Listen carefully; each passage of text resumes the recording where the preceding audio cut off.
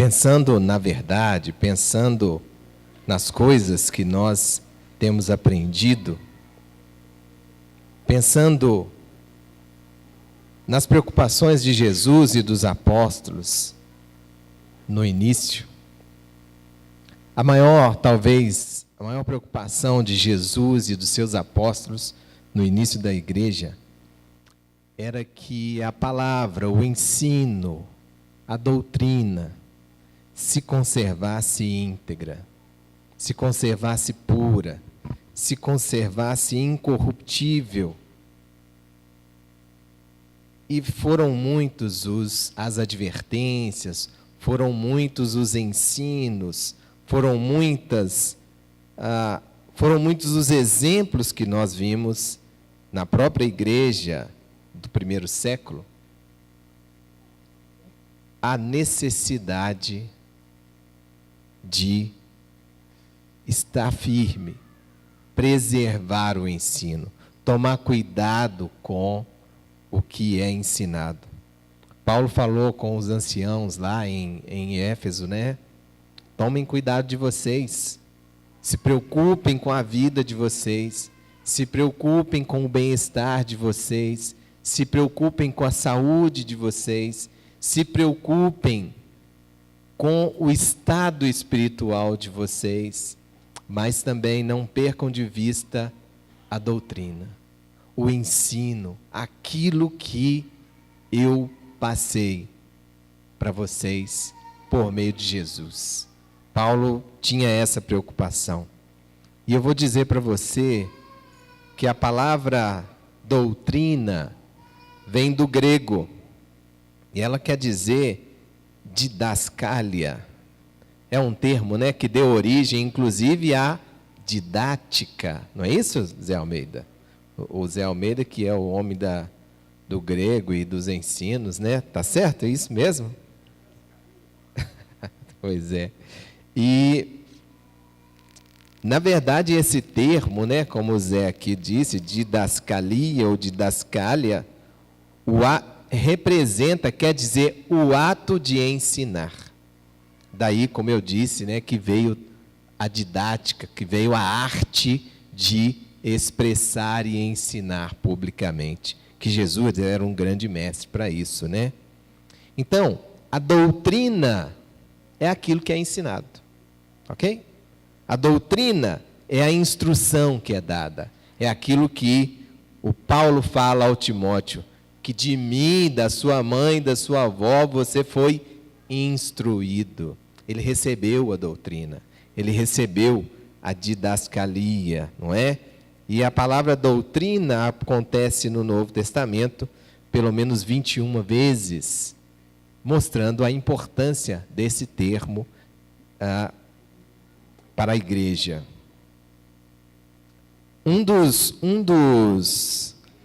Das advertências que nós vimos no Novo Testamento, diz assim: portanto, convém-nos atentar com mais diligência para as coisas que já temos ouvido, para que em tempo algum nos desviemos delas.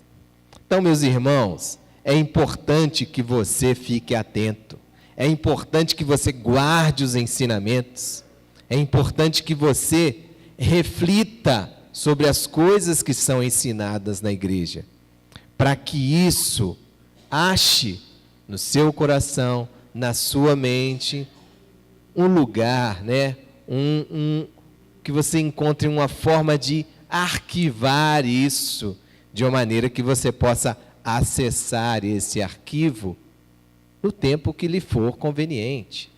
Então, guardar no coração as palavras de Deus para não pecar contra ele. Resumindo, né? Lá o Davi já disse isso. Paulo também falou: olha, se alguém ensina alguma outra doutrina e não se conforma com as sãs palavras de nosso Senhor Jesus Cristo e com a doutrina que é segundo o amor, é soberbo e nada sabe, mas delira acerca de questões e contendas de palavras, das quais nascem invejas, porfias, blasfêmias, suspeitas ruins, perversas contendas de homens corruptos de entendimento e privados da verdade, cuidando que a piedade seja causa de ganho, aparta-te dos tais. Paulo falando ao Timóteo no capítulo 6, versículo 3 a 5, ele fala, de onde que vem então os problemas na igreja? Vem de pessoas que querem ser o que não são. Vem de pessoas que acham que podem ensinar coisas que não sabem. Então, meus queridos, como Paulo ensina, aparte-se dessas pessoas. Não é à toa, irmãos, que nós encontramos hoje diversas pessoas e diversas denominações, não é? Porque cada um, eu não estou dizendo de uma maneira generalizada, né, de uma maneira específica, aliás, mas estou dizendo de uma maneira geral, as pessoas tendem a não se comprometer com a verdade e acabam criando as suas próprias verdades, as suas próprias doutrinas, e daí se separam de outros, porque dão vazão aos seus próprios sentimentos, à sua própria vaidade, à sua própria vontade de ser o que não podem ser. E nesse caso, Paulo alerta, quem se comporta assim é soberbo, nada sabe, mas delira acerca de questões e contendas de palavra, das quais nascem invejas, porfias, blasfêmias, ruins suspeitas. Irmãos, como é a nossa relação aliás, a relação da sociedade com muitas pessoas que se dizem pastores? Como é que é hoje? Todo mundo suspeito, as pessoas não acreditam na honestidade das outras, porque veem no mundo religioso as pessoas se comportando assim, como Paulo mostra, com soberba, com delírios, né? Com desejo de serem mestres do que não conhecem. Então hoje, o que a gente ouve da sociedade? Que o pastor, né, ele quer enriquecer, quer levar o dinheiro daqueles fiéis que são ovelhinhas pobres e coitadas, não é? Ruins suspeitas nascem por causa do comportamento ruim das pessoas, não é? Daqueles que se arvoram a ser o que não são. Privados da verdade. E é engraçado que o Paulo já fala disso lá no primeiro século. Cuidando que a piedade seja causa de ganho. Quantos irmãos hoje no Brasil e fora dele, a gente encontra pessoas assim? Cuidando que a piedade seja causa de ganho. Desses, meus queridos, a palavra é clara, aparta-te deles. Olha, se você quiser conhecer a verdade, se você quiser saber quem é verdadeiro a respeito do Evangelho, Paulo já dá um bom caminho. Esses não são. Então, irmão, se você quer servir a Deus fielmente, se você quiser encontrar o Senhor Jesus, não é com essas pessoas que você vai encontrar. Esses estão cheios de si mesmos e desejosos de ganhar alguma coisa dos seus comandados. A Bíblia diz que o costume da igreja primitiva era seguir ao que era ensinado pelos apóstolos.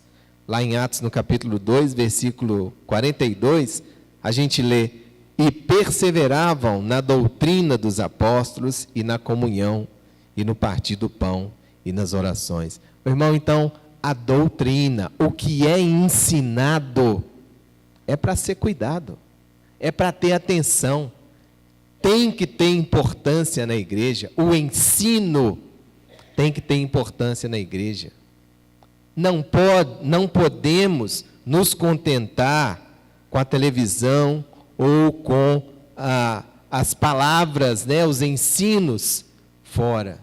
Mas é preciso, irmão, que você conheça o que a igreja ensina. É importante que você conheça a instrução bíblica para que você seja capaz de crescer na fé. É fundamental que todos os membros do corpo de Cristo trabalhem e se esforcem para que a congregação permaneça na sã doutrina. Irmão, qual é o nosso papel em relação à igreja?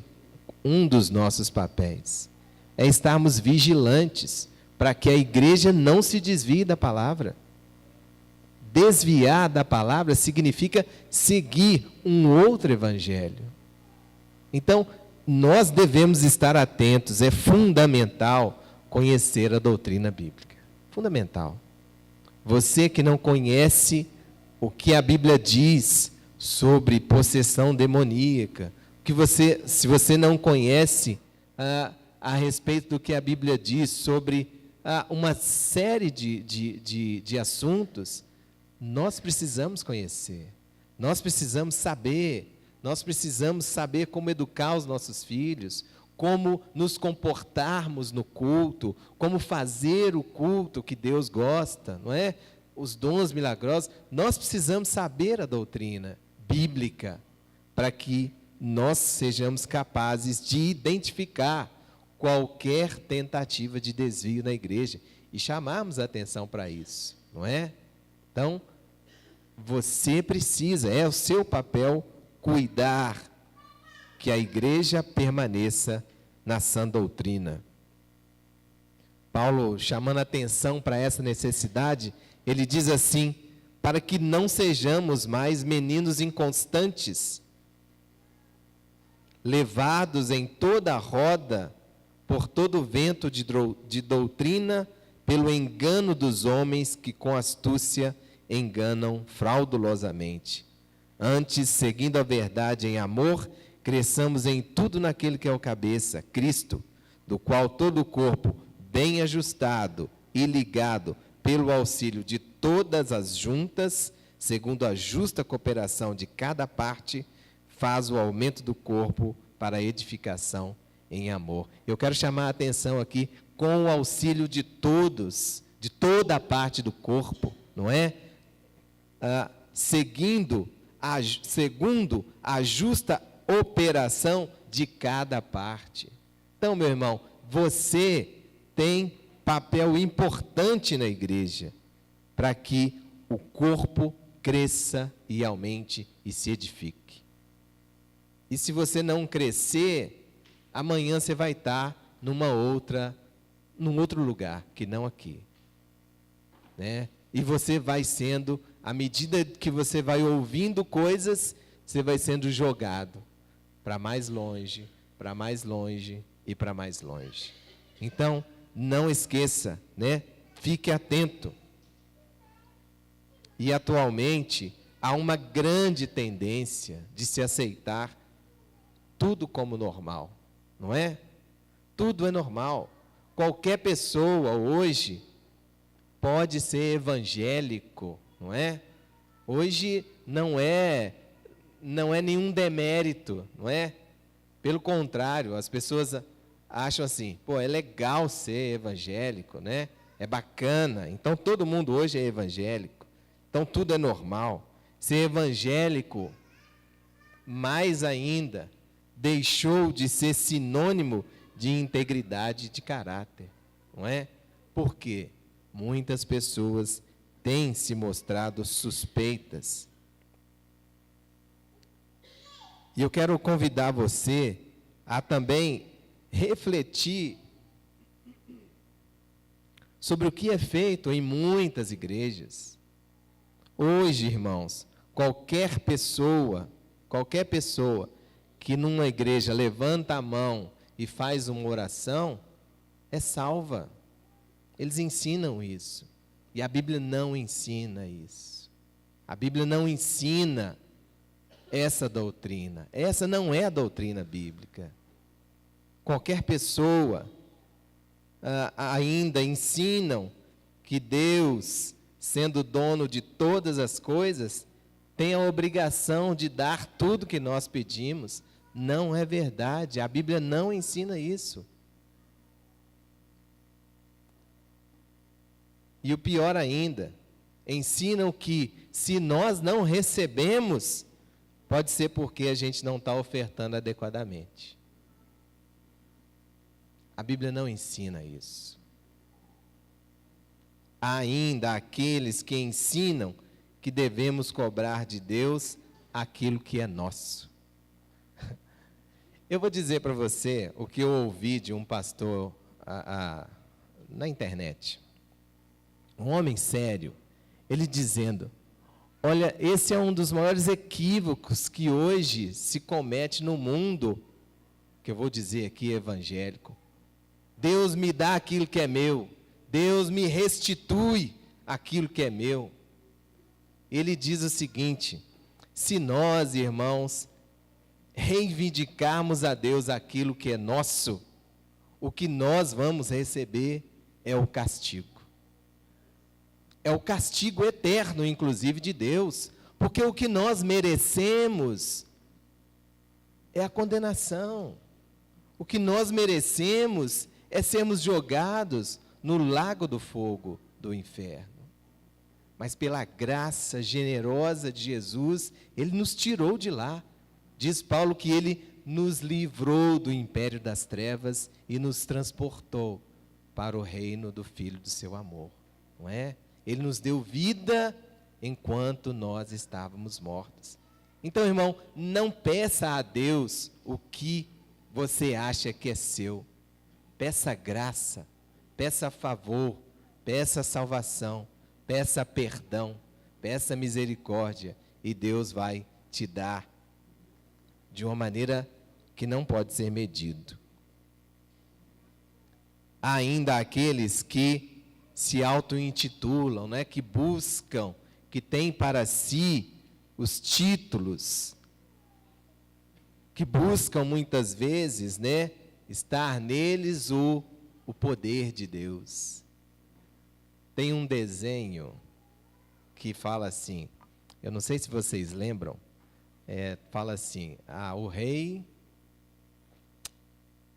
eu esqueci o nome do rei, o rei fulano de tal, autoproclamado Senhor dos Lêmures.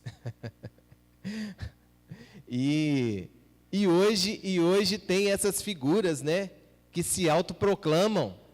O cidadão abre uma porta e fala que é pastor. Ele próprio se coloca como pastor, e ninguém deu esse título, ninguém reconheceu, mas ele se coloca nesse papel. Apóstolo, bispo, e enfim, né? As pessoas se revestem de um título, de uma autoridade, que elas não podem, se autoproclamam, né, Senhor de alguma coisa. Eu não quero hoje prolongar as minhas palavras, tá? Eu hoje vim falar pouco. Mas eu quero agora, diante do que eu disse até agora, e diante do que a Bíblia ensina, eu posso responder, eu acho que a gente pode responder a pergunta tema de hoje. Por que eu sou membro da Igreja de Cristo? Porque, irmão, você não está em outra igreja? Por que você está aqui? E que bom que você esteja aqui numa véspera de feriado de um carnaval, não é? Isso, pelo menos para mim, diz que você está crescendo na fé, que você está buscando conhecer o Senhor de uma maneira verdadeira, porque nós somos membros da Igreja de Cristo, não é? Porque a Igreja do Senhor, porque aqui é a Igreja do Senhor, não é? Porque aqui nós nos esforçamos para ensinar o que a Bíblia ensina, não é? Porque aqui nós não temos pessoas que comercializam a palavra de Deus, não é? Porque nós acreditamos que Jesus é o Filho de Deus e que Ele morreu e ressuscitou e que o seu sangue é precioso para nos perdoar todos os pecados, como preço pelos nossos pecados. E nós poderíamos, eu acho que eu estou falando de algumas coisas só, para você pensar por que você está aqui. Então, muitas coisas nós podemos dizer, por que nós estamos na igreja do Senhor e não em outro lugar. E eu quero terminar dizendo o seguinte, o apóstolo João, ele disse numa de suas cartas, que ele tinha uma alegria imensa em saber que os seus filhos permaneciam na verdade. Então, irmãos, que essa alegria seja a nossa também, de olharmos uns para os outros e dizermos, nós estamos com a verdade, nós buscamos a verdade, nós pregamos a verdade, nós ensinamos a verdade. E o Paulo também diz, por esta razão, nós também, desde o dia que o ouvimos, não cessamos de orar por vós, ele dizendo aos Colossenses, e de pedir que sejais cheios de conhecimento da sua vontade em toda sabedoria e inteligência espiritual. Irmão, vamos desenvolver isso em nós, a nossa inteligência espiritual. Vamos ser inteligentes espiritualmente, vamos ser capazes de observar e de discernir e de julgar o que é de Deus e o que não é de Deus, não é? E é o Espírito Santo que vai nos dar a inteligência espiritual. Para que possais estar dignamente diante do Senhor, agradando-lhe em tudo, frutificando em toda boa obra e crescendo no conhecimento de Deus, corroborados em toda fortaleza, segundo a força da sua glória, em toda paciência e longanimidade com gozo, dando graças ao Pai que nos fez idôneos para participar da herança dos santos na luz. Essa é a minha oração, foi a oração do apóstolo Paulo para a igreja em Colossenses, a igreja dos Colossenses, e essa é a minha oração para a igreja. Que os irmãos corroborem, cresçam no conhecimento de Deus e no conhecimento da sua vontade. Que nós possamos estar sempre gratos diante de Deus pela revelação que Ele fez a nós e de nos deixar, de nos permitir estar na igreja dEle, para a glória dEle e para a honra do Senhor. Que Deus abençoe a sua vida. Eu não vim, irmãos, hoje, sinceramente, com o objetivo de dar essa resposta para você. Não foi esse o meu objetivo. Eu acho que, porque você está aqui, você precisa buscar essa resposta por você mesmo. Eu quero apenas lembrar que a igreja do Senhor, ela prega a verdade. Ela tem um compromisso com a verdade. E a partir desse compromisso, nós podemos responder porque nós estamos aqui. Que Deus fortaleça a sua vida e da sua família em nome de Jesus. Amém.